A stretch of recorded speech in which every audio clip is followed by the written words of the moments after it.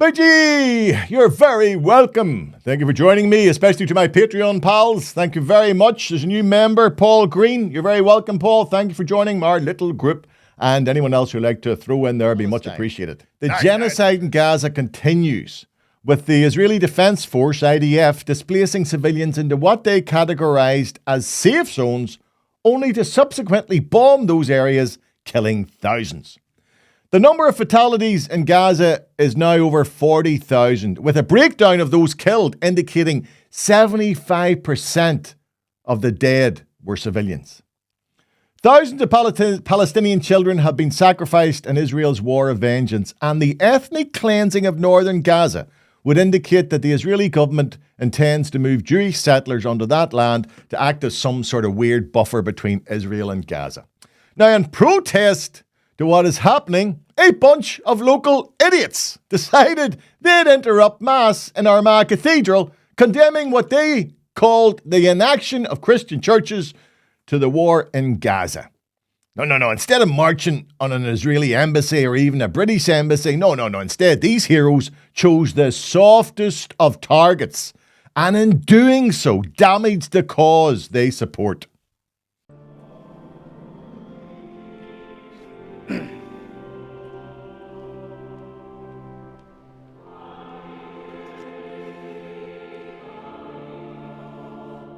So friends, we don't use Mass as a moment for a quick snapshot or a screenshot.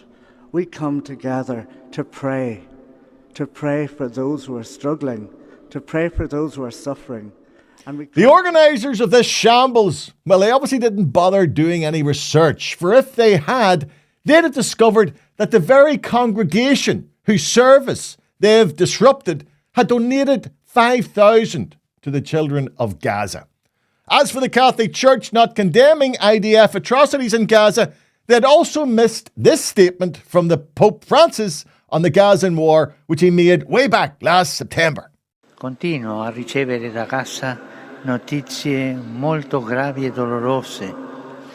Civili inermi sono oggetto di bombardamenti e spari.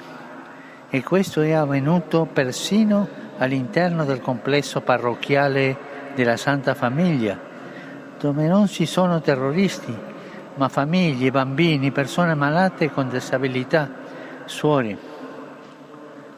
Una mamma e sua figlia, la signora Navda Khalil Anton e la figlia Samar Qamar Anton, sono state uccise e altre persone ferite dai tiratori scelti mentre andavano in bagno. È stata danneggiata la casa delle suore di Madre Teresa, colpito il loro generatore. Qualcuno dice è il terrorismo, è la guerra. Sì, è la guerra, è il terrorismo. In case you missed that, Pope Francis classified the IDF attack on Gaza as terrorism. How stronger a condemnation can you get? Maybe those protesters want the Pope to send the Swiss Guard into the fight, though I doubt their swords will be much of a match for the weapons supplied to the IDF by the UK and USA. Now, I condemn this action online, resulting in this response. This is just genius, right? That's genius, you know? This comment is a perfect example of what is called the false equivalence fallacy. I'm sure the moron who made the statement is ignorant of this fallacy, so allow me to explain it, as I see it all too often online. Like another example would be if this character said to me, right, "You don't love me, so you hate me." This is not necessarily the case, as rather than eliciting either love or hate for him, I view him as an ignorant idiot. So instead, I simply mute him and move on with my life. Oh, by the way, I didn't hide his identity because I gave one shite about his anonymity. No.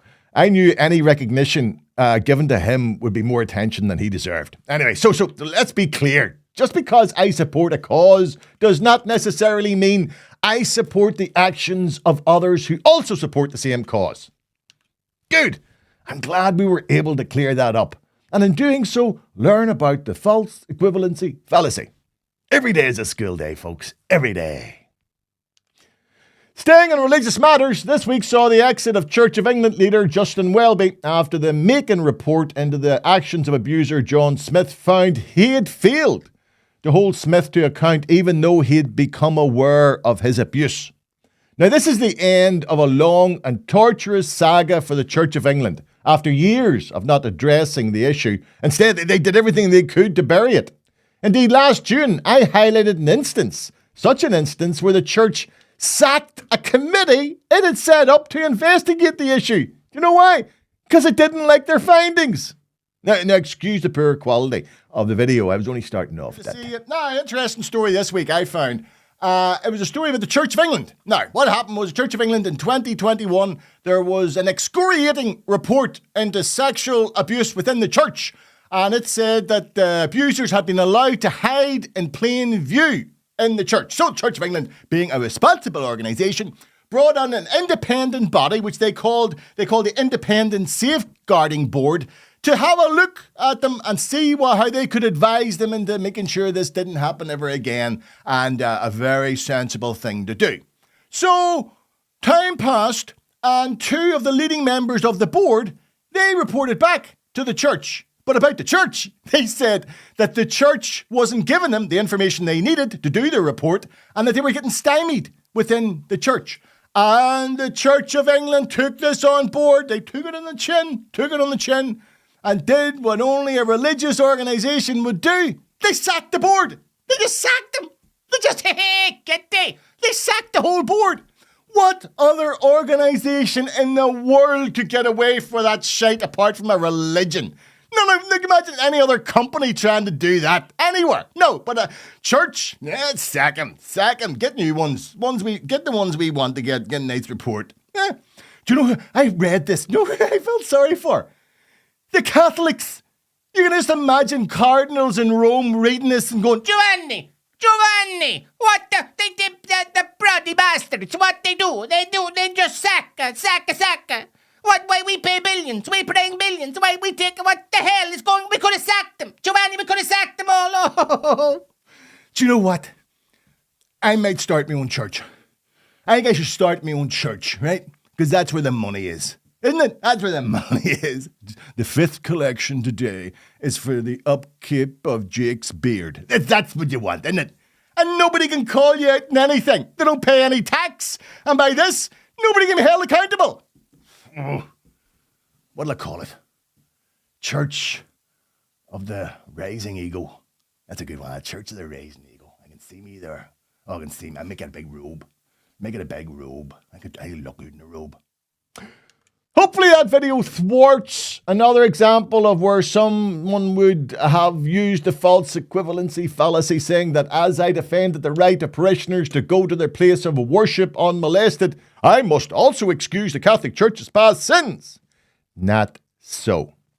But back to Welby, who made his final speech in the House of Lords this week, where he continued to refuse to accept any personal responsibility for the Smith scandal, and even made snide wee jokes about the whole issue. Naturally, the victims of Smith found this both insulting and yet more proof of just how unfit Welby was to head the Church of England. Now, traditionally, Archbishops of Canterbury, such as Welby, receive a peerage on standing down. I hope in his case that tradition is broken, as to reward him after such a disgraceful final appearance in that place would be the final insult to all those affected. Other news from the Lords was that Arlene Foster made a speech where she finally, maybe, said she was sorry for being conned by Boris Johnson into the Irish Sea border. I'm afraid it is imperative, I have to say, that the new Northern Ireland Scrutiny Committee is set up here as soon as possible. And that we will hopefully shine more light on these issues, as it appears the structures set up at Stormont are not working in practice as envisaged by the Windsor Framework. I regret that, because I thought those structures would provide a vehicle to do some scrutiny, but unfortunately there are some members in some of the parties in Stormont that don't believe in scrutiny of things that will affect all of the people of Northern Ireland. And well, that's all right then. Now, Ms. Foster, when she then unintentionally, this is the bit I love, she unintentionally acknowledged that the debate she was involved in was a waste of time by thanking the speaker with the most amazing Freudian slip I have heard in years. I know it takes up a lot of time in your Lordship's house, but I do think it is imperative that we look at these regulations, and I thank the noble lady, the Minister, for sitting through... Oh, you heard that right. Shite. And you know what, Arlene? You're right. Load of shite. It's all a load of shite. Not that wee Jim Alistair is going to pay any attention because he was in the House of Commons making noise about the same issue. And it will make no difference. We will all continue to have Amazon tell us that we can't get our package because as far as they're concerned, we're no longer in the UK. And do you know who we have to thank for that? The DUP. Now, from the profound to the profane, it was feared there would be a shortage of Guinness in pubs this Christmas. Shock horror, horror, shock horror. Leading some to predict that a pint of the black stuff could even reach £10. Now, as a teetotaler, I don't have a dog in this fight, but I did find it somewhat suspicious that Diageo, one of the biggest alcohol distributors in the world, couldn't foresee the Christmas demand and increased their production to match. Could it be that this was a deliberate marketing move to get some free publicity? Surely not, surely not. Thankfully, at the very last moment, Diageo clarified that no drinking establishment in Ireland will be denied Guinness, but that there could well be a shortage in the UK. That don't matter. They can pay £10 a pint. The ball's up the Guinness anyway once they get it over there. Well, that's what I've heard. I don't know. I don't drink. You know what I mean? I don't drink. And that's good because I don't have to worry about Christmas. I don't have to worry about driving about Christmas. Anyone who takes drink and drives, I don't care what you take, you're a bastard. Right? And I hope you're caught. But anyway. I got stopped last Christmas coming back from a gig late at night by the police checkpoint. And they were checking. Obviously, they're doing their drink. They're checking for drunk drivers. And the big cop came over to the window. I knew them. And he asked the question he always asks. Can I ask you, sir, have you had a drink of alcohol this evening? Now, they always bring their head down into the car, don't they? They always sort of put their head right down almost beside yours. And they're trying to smell if you've got drink on you, right? And because I've got this neurodivergence thing and a wee bit of ADHD, I really have to fight hard. Because I've got this overwhelming impulse to grab them by the ears and give them the big wet slappy kiss. Just for a laugh. I don't, because he's got a gun and he'd shoot you for that. They would shoot you for that. There's no doubt about that. Like I'd probably be justified too, but so don't do it.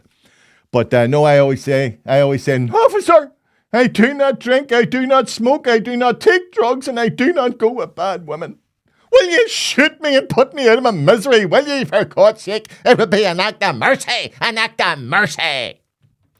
Some of them smile, not all of them, but some of them do smile. I was watching the ITV news the other night when, during a piece on the rebuilding of Notre Dame, in Paris, they announced the final costs of the project would be... In the space of a few hours in April 2019, the cathedral's famous spire and nearly 2/3 of the roof collapsed in a fire which horrified France. Over 5 years, thousands of people have worked to restore the building at a cost of more than £600,000. Hang on here, I thought. That can't be right. So I checked and discovered the actual costs are estimated to be around 850 million euros. Which, even when converted into sterling, is a lot higher than 600k. Right? So, not that we have our own version of such a discrepancy in building costs in the shape of the new maternity hospital at the Royal Victoria. Such is the level of detail. I think I'll hand this one over to a professional to explain the detail. The latest problem is around the new maternity hospital, almost 10 years behind schedule. At this stage, it's not clear when it will be ready. Yesterday in the Assembly, there was a call for an independent inquiry to find out what's gone wrong. So why are there calls for a public inquiry into what's happened at the maternity hospital? A new issue has emerged with medical gas pipework.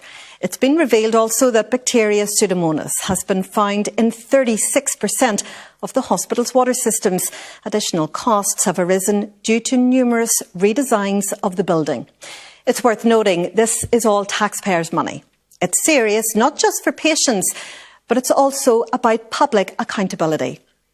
In 2023, the Audit Office recorded overall spend on the maternity building had reached £89.5 million, a jump of almost £40 million.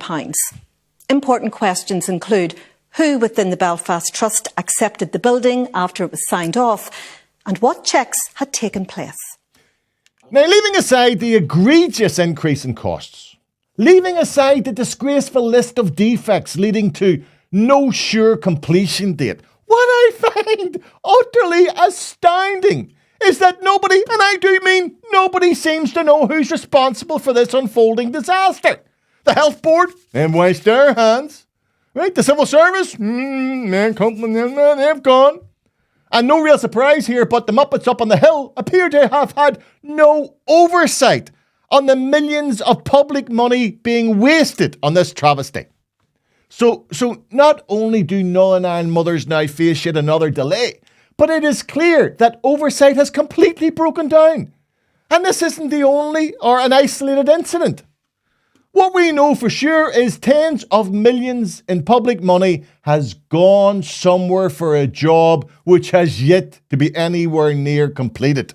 And I, as a taxpayer, would like someone, I don't care who it is, to explain to me, just to explain, who's responsible for this disaster? Well, what steps are being taken to hold them to account? And what changes will now be implemented to stop this ever happening again? I, of course, fully expect none of those reasonable questions to ever be answered, as what passes for local politicians continue to argue about irrelevancies, while our health sector, education sector, roads and transportation collapse upon our heads. Me tell you, there are banana republics out there who look at our dysfunctional assembly and shake their heads in bewilderment.